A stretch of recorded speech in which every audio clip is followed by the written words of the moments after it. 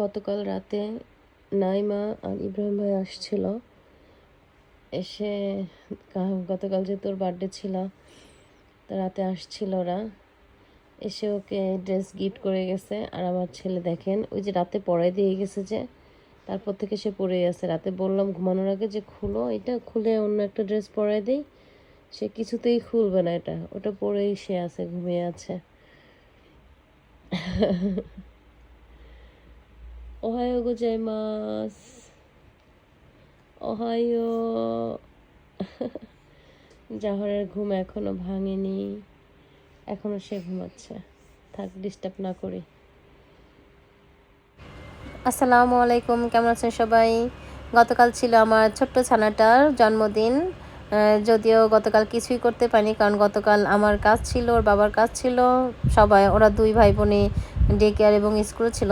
তা আজকে সকালে আর কি ওকে এখন আবার ডে কেয়ারে নিয়ে যাচ্ছি। তো যাওয়ার সময় ওকে বললাম যে গতকালকে এই ড্রেসটা পরেছো, এটা চেঞ্জ করে দিয়ে। সে কিছুতে ড্রেস চেঞ্জ করবে এবং সে আজকেই স্কুল ডে কেয়ারেও যেতে চাচ্ছে না। তার মেজাজ খুব খারাপ, কারণ গত 1.5 সপ্তাহ হলো সে খুবই অসুস্থ ছিল। অসুস্থ হওয়ার পর থেকে অসুস্থতা ভালো হয়েছে, কিন্তু তার মন মেজাজ খুবই খারাপ। সে খুবই অ্যাংরি হয়ে আছে, কথায় কথায় রাগ করতেছে, কিছুতেই কোনো কিছু শুনছে না। Bye bye Jahan, bye bye. Touch touch মামা, touch touch. Thank you, love you.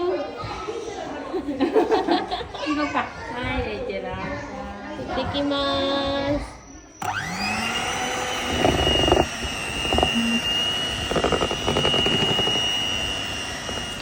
বহু বছর পর একটা কেক বানাতে আসলাম।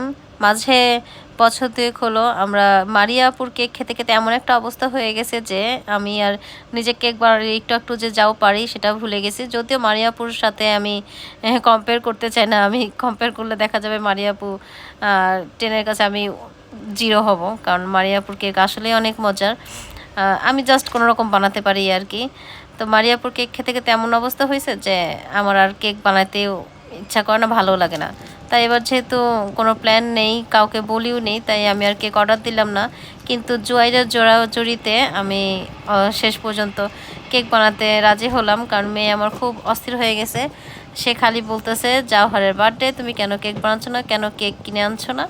তো ভাবলাম যে তো অনেক দিন বানাই না, তো একটু ট্রাই করি। তো কেক বানাতে যে দেখি যে আমার কেক বানানোর অনেক কিছুই বাসায় আর নেই। আর যেগুলো আছে সেগুলো সব ডেট এক্সপায়ার হয়ে গেছে। ডেট এক্সপায়ার বলতে শুধু ডেট এক্সপায়ার না, 2 বছর আগে হয়ে গেছে।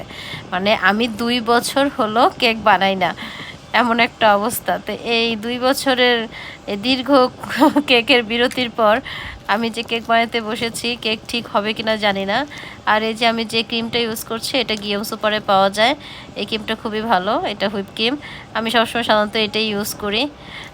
আর আমার এবড়ো থেবড়ো কেকটাকে একটু ইগনোর করে যাবেন, যেহেতু আমি প্রফেশনাল না, আমি জাস্ট কোনো রকম শখের বসে মাঝে মধ্যে বানাই। তাও আবার এবার 2 বছর পর বানাতে আসছি। যাই হোক, কেকটা বানাচ্ছিলাম যে ছেলের বার্থডে, যদিও বার্থডে বলতে কিছুই তেমন করি নাই, সেলিব্রেট করি নাই। তারপরে ভাবলাম যেহেতু সবাই, কাউকে বলিনি, আমরা নিজেরাই, আমরা বাসায় আমরা এই কয়েকজন। আর কি বলবো, গতকাল রাতে তো নাইমারা আসছিল, তখন আমার কেক আর কি কেক ছিল, বাট কেকের কোনো ক্রিম ট্রিম কোনো কিছু ছিল না, তাই আমি আর ওদের সাথে করে যে কাটবো সেটা আর হলো না। আর নাইমার কথা কি বলবো, আসলে ওরা এমন হয়ে গেছে যে আমার এখন ওরা একটা ফ্যামিলি, নিজের পরিবারের মতন। আমার মাঝে মাঝে মনে হয় যে আমার নিজের বোন থাকলেও এতটা করতো কিনা জানি না।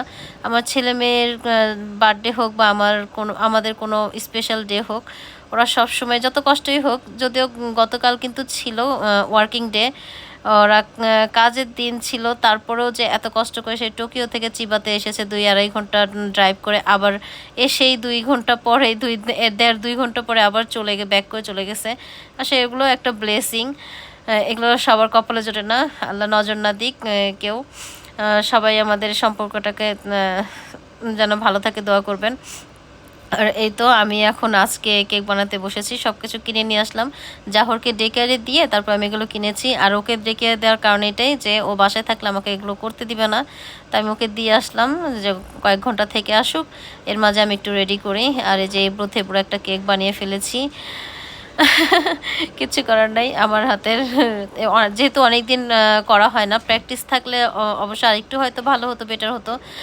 যেহেতু অনেক দিন প্র্যাকটিস নাই, কোনো কিছু করি না, মাঝে কিছুদিন বেশ ভালোই করছিলাম, এখন আর করি না। হ্যাপি বার্থডে বয়টা কোথায় লুকিয়ে গেল? হ্যাঁ দেখি তো কোথায়, এখানে যাই কেটে ফেলছে। দাঁড়ান ঠিক করে, এটা ঠিক করে, এটা ঠিক করে, দাঁড়ান দাঁড়ান ঠিক করে। ওকে ওকে ওকে, চলো চলো চলো, যাই নিজে নিজে কাটবে। ধরো ধরো ধরো ধরো, সবাই ধরো। আর করবো না, ওকে ওকে, আর যাই নিজে নিজে নিজে নিজে। Happy birthday to you, happy birthday to you, happy birthday to Jawahar. আমি দিত, তুমি খাবে? বেশি